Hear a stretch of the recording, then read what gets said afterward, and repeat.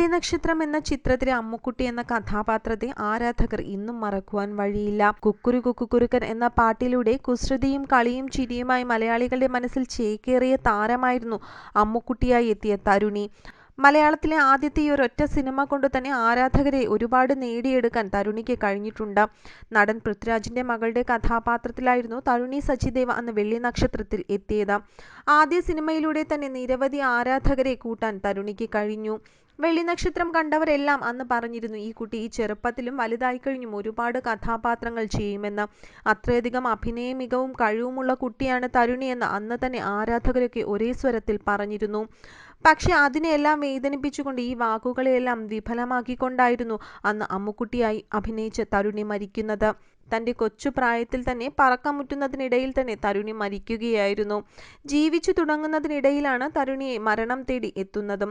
വിമാന അപകടത്തിലായിരുന്നു അന്ന് മരണം സംഭവിച്ചത്. തരുണിക്കൊപ്പം അമ്മയും മരണപ്പെട്ടിരുന്നു. മരിക്കുന്ന സമയത്ത് തരുണിക്ക് 14 വയസ്സ് മാത്രമായിരുന്നു പ്രായമുണ്ടായിരുന്നത്.